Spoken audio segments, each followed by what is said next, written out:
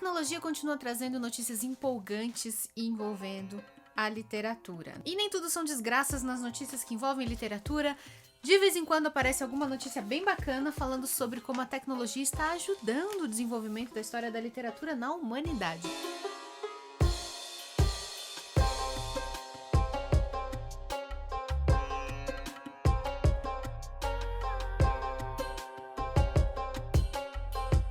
Talvez vocês se lembrem que no começo do ano eu falei nas minhas redes sociais sobre o projeto Vesúvio, um projeto financiado por investidores, gente da iniciativa privada que tinha resolvido fazer uma coisa bem legal com o seu dinheiro. Coisa rara, né? Bilionário querendo fazer coisas boas com o seu dinheiro.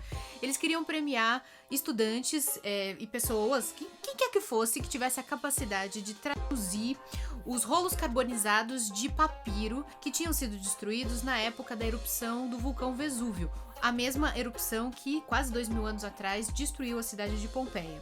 Numa cidade ao lado de Pompeia, menos conhecida, mas muito importante também, chamada Herculano, havia uma chácara que pertencia a uma família romana bem rica e havia uma biblioteca enorme de papiros enrolados ali.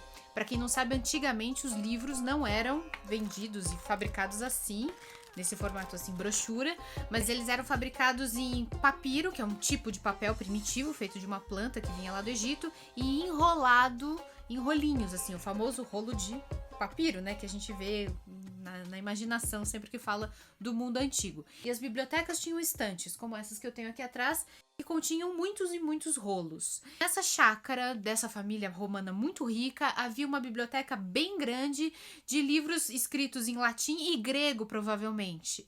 Mas todo esse material foi perdido, carbonizado instantaneamente, porque, né, a lava do vulcão Vesúvio chegou até ali na chácara e soterrou tudo. Até quase 1600, 700 anos depois, lá pelo século XVIII mais ou menos, quando se começou a escavar as ruínas do que tinha sido aquela chácara e começou a se tirar da terra, ao longo de escavações que vão até os dias atuais, pedacinhos de papel carbonizado que, se você olha assim a olho nu, parece mais um toquinho de madeira, mas na realidade eram livros enrolados e queimados. Foi feito assim um montão de tentativas ao longo dos últimos 2, 3 séculos para desenrolar esse material e descobrir o que estava escrito lá dentro. Uma tarefa praticamente impossível. Tudo carbonizadinho, não dava para ver, não dava para enxergar tinta. Foram tentadas técnicas diferentes de desenrolar, de tentar fazer raio-x, e simplesmente não havia tecnologia possível para permitir a tradução desses materiais. O que é uma tristeza, né? Você tem o material, você sabe que ali podem estar contidos trabalhos inéditos, trabalhos perdidos da antiguidade, como peças, tragédias gregas que a gente sabe que existiam porque outras pessoas falaram delas, mas a gente não conhece o conteúdo, ou então trabalhos inéditos do Platão, trabalhos do Aristóteles, Epicuro, outros filósofos. A gente sabia que o material estava ali, mas não dava para ler. Até chegarmos nesse momento em que estamos hoje, e aqui vai entrar o desafio do Vesúvio que eu comentei. Porque é o seguinte, já é possível fazer algumas tomografias desses materiais antigos para tentar identificar, assim, mesmo sem desenrolar os papiros, tentar identificar o que pode estar escrito ali, o que é tinta, o que não é tinta. Só que para isso era necessário um trabalho bem minucioso, que você tinha que analisar milímetro cúbico por milímetro cúbico, um trabalho que, se fosse feito à mão, se fosse feito só com a velocidade dos olhos e das mãos humanas, demoraria anos para ser concluído. Só que hoje em dia já dá para treinar máquinas para fazerem essa identificação do que é papel com tinta e papel sem tinta. Os pesquisadores assim perceberam que o desafio de traduzir os papiros de Herculano podia ser só uma questão de programação, computador, inteligência artificial. Se você conseguisse, como dá para fazer hoje, treinar uma máquina, uma inteligência, para fazer a leitura do material fornecido pelas tomografias, ensinar para a máquina o que é tinta, o que não é tinta, a máquina ia conseguir fazer a leitura muito mais rápido e colocar em 2D um material que está enrolado há mais de 1.500 anos, há quase 2.000 anos. E assim foi feito. Lançou-se um desafio chamado The Vesuvius Challenge para estimular estudantes de computação, de programação, gente do mundo inteiro, a maioria, né, estudantes universitários, para tentar treinar máquinas para fazer esse tipo de tradução, para colocar os códigos ali e ensinar mesmo a inteligência artificial a traduzir os papiros carbonizados e enrolados. Aí quem conseguisse revelar a primeira página completa ganhava o primeiro prêmio, quem conseguisse revelar uma linha de texto ganhava outro prêmio. No final foram mais de $1 milhão que eles distribuíram. E foi feito isso lá no começo do ano, eu compartilhei essa notícia. Estudantes do mundo inteiro conseguiram revelar já a primeira página de papel. Um papiro que se descobriu era de um filósofo chamado Filodemo, um trabalho desconhecido dele. Então, assim, super empolgante. E veja bem, olha só, não é que a inteligência artificial traduziu e leu o texto do filósofo antigo. Não, ela só revelou o texto em grego. Para isso, agora, você vai contar com todos os especialistas de história, de filosofia, arqueólogos. Eles sim, humanos, vão ler aquele texto que agora finalmente foi revelado e traduzir para todos os idiomas, estudar, pensar a respeito, encaixar nas outras coisas que a gente já conhece da filosofia do Filodemo. Enfim, é a ciência sendo feita com a ajuda da tecnologia. Eu achei essa notícia extremamente empolgante e agora, não mais do que 6 meses depois, temos mais uma notícia muito empolgante envolvendo inteligência artificial e um dos trabalhos mais inéditos, mais incríveis, mais fantásticos e misteriosos do mundo antigo, que é a epopeia de Gilgamesh. Mas antes de falar sobre isso, lógico que vocês perceberam que esse tinha que ser um vídeo que eu ia falar da Alura, né? Porque a parceira do canal começou essa parceria lá atrás, tem patrocinado aqui o nosso conteúdo, tem ajudado muitos de vocês a conhecerem as 1000 possibilidades de cursos que você pode fazer lá na Alura. Também tem tudo a ver com esse tema, né? Porque uma das formações que você vai encontrar dentro da Alura é justamente em inteligência artificial. É lá que você vai aprender os fundamentos, como funciona essa... que também não é nenhum bicho de 7 cabeças, né? No começo a gente tem, né, medo, fala, meu Deus, as máquinas vão ficar inteligentes e vão nos dominar. Não é bem assim, até eu aprendi isso, né? Você pode treinar máquinas para traduzirem coisas que nós demoraríamos muito mais tempo para traduzir. E aí vem a nossa expertise humana para colocar isso em prática e para colaborar com o conhecimento da humanidade. É o que está acontecendo aqui, a notícia que eu vou comentar daqui a pouquinho, mas antes eu quero lembrar vocês que vocês têm acesso a todas as possibilidades de formação em tecnologia que a Alura oferece com 15% de desconto. Então é só acessar o link que está aparecendo aqui embaixo, não precisa digitar código nenhum porque o link já está aplicado. Com uma única matrícula, você tem acesso a todas as formações. Pode ser em inteligência artificial, pode ser em programação em geral, criação de sites, pode ser gestão de redes sociais, edição de vídeos. Tem vários cursos envolvendo criatividade também. Vai lá conhecer, mergulhe em tecnologia. E quem sabe, né, alguém que está assistindo esse vídeo não faz parte dessa revolução que eu tô trazendo aqui, porque tá cheio de brasileiro contribuindo com essas revoluções. Naquele projeto do Vesúvio, tinha estudantes que foram premiados que eram brasileiros. Eles eram da Universidade de São Paulo, se eu não me engano, do campus de São Carlos. Então, quer dizer, o Brasil tá nisso também. O Brasil não fica atrás, não. Tá cheio de gente aqui que pode contribuir. Agora, vamos lá. Vamos à notícia que saiu em papel hoje, no dia que eu tô gravando. Inteligência artificial preenche lacunas da epopeia de Gilgamesh. A epopeia de Gilgamesh, né? Não sei exatamente como se pronuncia e não tem como a gente descobrir, porque é uma língua extinta, a língua que se falava lá na Mesopotâmia, coisa de 3.000 anos atrás. E essa é provavelmente a primeira epopeia, a primeira aventura completa já descoberta na história da humanidade. Um herói que é um semideus, que precisa derrotar monstros, que luta contra a mortalidade, que procura descobrir o segredo da imortalidade. Uma narrativa tão basilar que pode ser comparada com as aventuras de Hércules, que os gregos contariam bem depois. Pode ser comparada com histórias que a gente encontra no Antigo Testamento também. Essa é a antiguidade dessa narrativa, dessa epopeia de Gilgamesh. Essa história permaneceu escondida, completamente esquecida durante milênios, até o final do século XIX, o ano de 1872, quando um pesquisador britânico chamado George Smith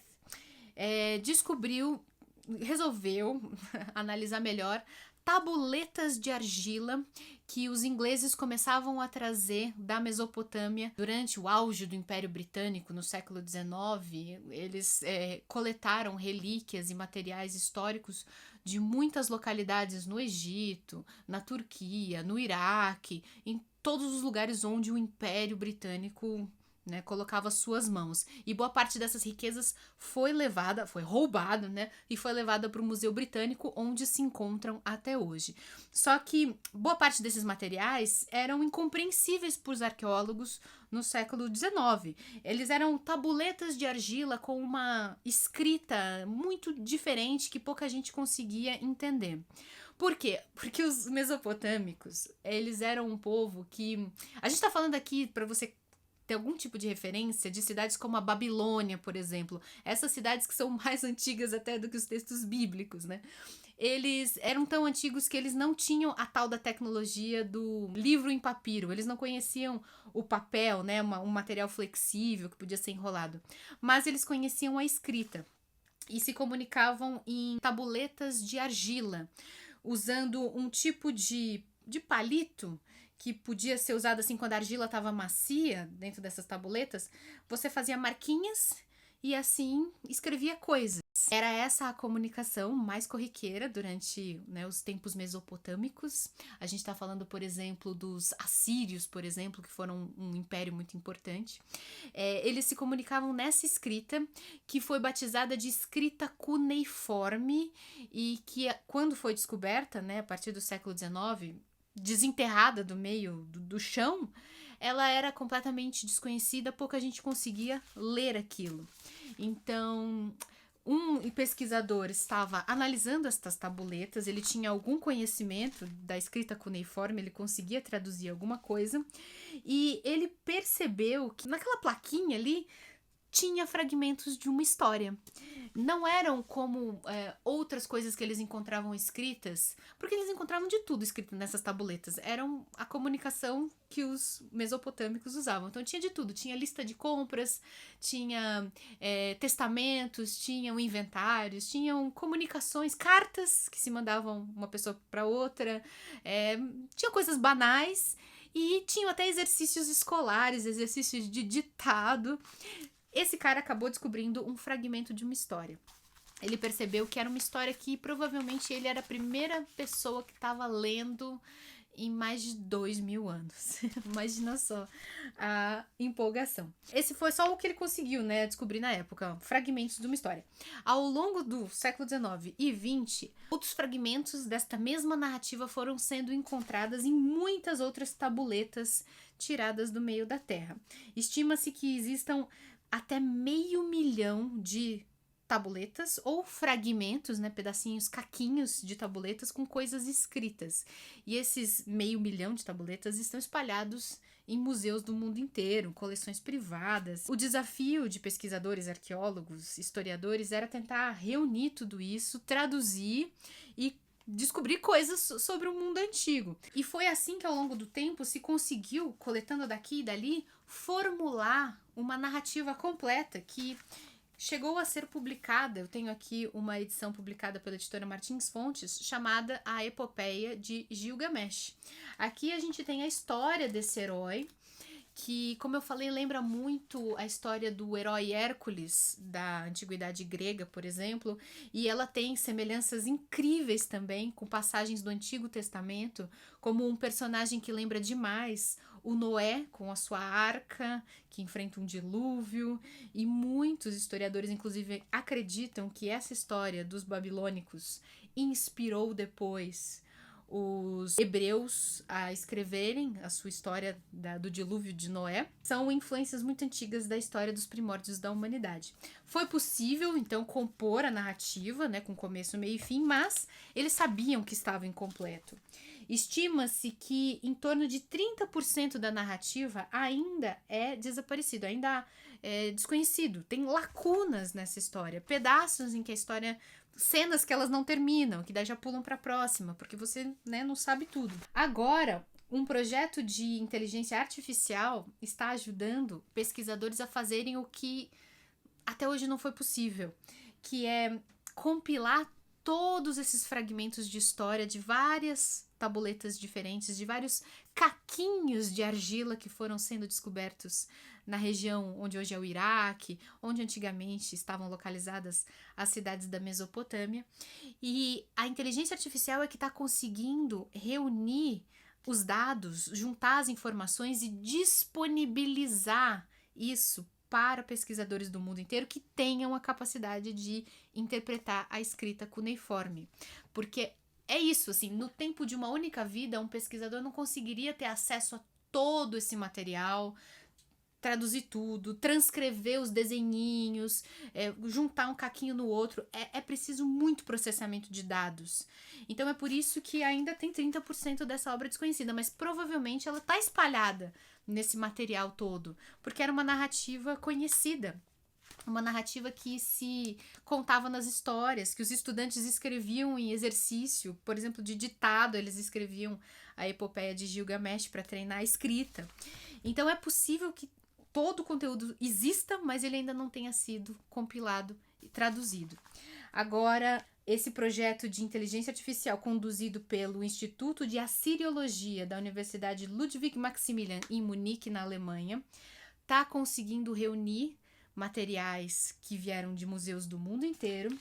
A inteligência artificial está conseguindo compilar tudo isso e os especialistas estão adicionando novos trechos à epopeia de Gilgamesh. Antes de 2018, quando o projeto começou, apenas cerca de 5.000 fragmentos de tabuletas tinham sido combinados, traduzidos, para montar esse quebra-cabeça aqui, que é o texto que a gente conhece. Mas, de 2018 até 2024, em 6 anos, a equipe lá da universidade conseguiu adicionar mais 1.500 peças de tabuletas, incluindo relacionadas a um hino recém-descoberto à cidade da Babilônia e 20 fragmentos da epopeia de Gilgamesh, que acrescentam detalhes em mais de 100 linhas da história. Então eles já descobriram mais falas de personagens, mais detalhes. Tem uma hora que aparece a mãe do herói falando coisas que na minha edição aqui, que é antes de 2018, essa daqui foi publicada no Brasil em 2011, não contém, mas agora está sendo adicionado. É um quebra-cabeça que tinha peças faltando e que agora essas peças estão sendo descobertas e estão sendo encaixadas. É muito fascinante. Os pesquisadores ainda estão muito otimistas. Eles têm frases novas, têm trechos novos da epopeia que eles ainda não sabem o que significam, mas eles têm certeza que nos próximos anos, coisa assim que a gente vai viver para ver, eles vão conseguir juntar todas essas peças do quebra-cabeça e conseguir formar essa narrativa de maneira completa. É fascinante. É um exemplo de como que às vezes a tecnologia pode vir para deixar a gente otimista, né? Eu que sou tão pessimista com relação a tanta coisa, eu descubro essas notícias e eu fico muito empolgada, eu fico muito feliz de viver num tempo em que a gente pode saber dessas coisas, descobrir essas coisas, em que já existe avanço suficiente para revelar estes mistérios que estavam fadados ao desaparecimento completo. Já pensou quanta coisa que a gente não pode descobrir, assim, não só da epopeia de Gilgamesh e da civilização mesopotâmica, mas de tantas outras civilizações antigas da história da humanidade, da China, dos mexicanos, aquelas civilizações extremamente complexas que eles tinham lá no México. É incrível.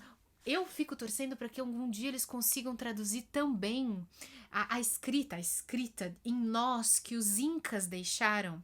Para quem não sabe, os incas não tinham linguagem escrita tradicional, nem em papiro, nem em argila, mas eles se comunicavam com um sistema de cordas com nozinhos, com padrões de nós, eles mandavam mensagens. E até hoje não se sabe o que essas cartas em cordões, em nós, continham. Estão começando a traduzir aos poucos. E os computadores, a programação, a inteligência artificial é ótima para reconhecer padrões e para ajudar os cientistas, os historiadores depois a traduzirem essas mensagens. Então, é raro dar uma notícia que me deixa assim tão empolgada e tão otimista. Mas estamos vivendo esses tempos que podemos chamar de luminosos com relação à arqueologia e a descoberta de detalhes sobre a história antiga da humanidade. Eu vou deixar então para vocês lerem completinho aqui esta matéria que saiu na Folha, aqui embaixo na descrição do vídeo, tá bom? Então é isso, ó. Eu poderia indicar também esse livro, que é o que a gente conhece da Epopeia de Gilgamesh até agora, mas eu tenho certeza que daqui a 5, 10 ou 15 anos vão ser lançadas novas edições, atualizadas, revisadas, mas ainda assim eu li esse texto na faculdade e é muito interessante. É até uma coisa de explodir a cabeça, porque a história que inspirou a Arca de Noé, e a gente sabe que inspirou porque ela é mais antiga, a época que escreveram os livros do Antigo Testamento, então ela só pode ter sido uma inspiração, realmente explode a nossa cabeça. É muito, muito, muito parecido. Então conheça, eu vou deixar aqui embaixo na descrição os links para vocês comprarem na Amazon e na estante virtual. E é isso, gente, um beijo a todos, obrigado padrinhos e madrinhas também. Obrigada, apoiadores e apoiadoras. Eu nunca vou conseguir deixar de chamar vocês de padrinhos e madrinhas. Colaborem para que eu continue tocando esse projeto. Me apoiem, recebam recompensas. É só acessar o apoia.c/ler antes de morrer. Um beijo a todos. A gente se vê no próximo vídeo. Até mais.